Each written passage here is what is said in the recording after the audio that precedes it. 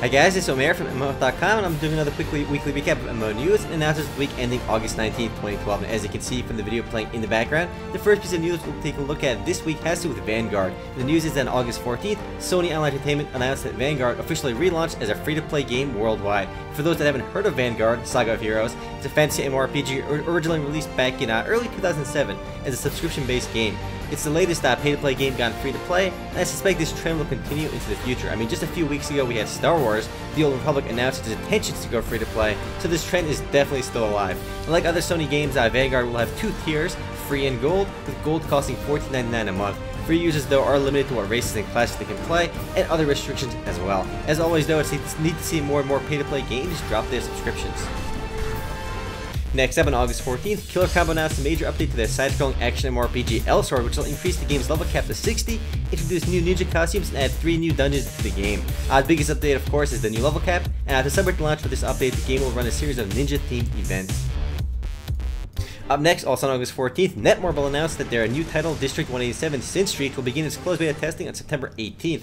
Beta signups are already underway at district187.com, and invites are being sent out on September 11th. As you can see by the video in the background, District 187 Sin Street is a shooting game. Not sure why the only video available for the game doesn't show any actual gameplay, but oh well. The game is set to launch with 20 maps, 6 game modes, and a gun modification system. Next up, a bit of news from Cryptic Studios. On August 15th, Perfect World Entertainment, which owns Cryptic Studios, announced that the upcoming MMO Neverwinter is set to launch in early 2013. Neverwinter is quite different from Perfect World's other games, as it is developed by Cryptic, so it'll have that high-quality Western touch to it. The game was originally set to launch in late 2012, but looks like it was pushed back to early 2013. Up next, some good news from Netmarble. On August 15th, CJ Games Global, the company behind the Netmarble portal, announced the development of 2 new free-to-play titles. The first is Hounds, which you can see in the background right now.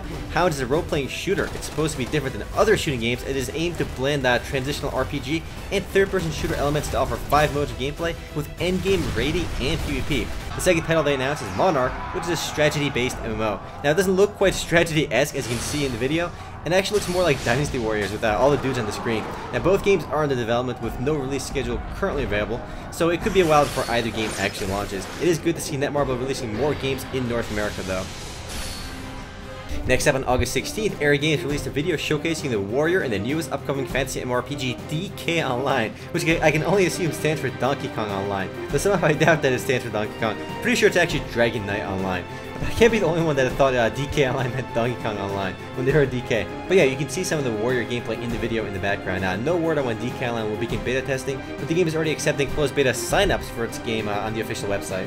The next and last bit of news this week is that Nexon launched the Operation Death Row update for their MMOFPS game Combat Arms. It's not a huge update, but the update adds a new map to the game called Death Row for the Hired Guns game mode. And to celebrate the launch of this update, players will log into the game will get free access to 38 different weapons for a 7-day period. So it's a nice way to test out some weapons for free. Probably the best giveaway they did for the game, actually. You just log in and bam, you get 38 different weapons for 7 days.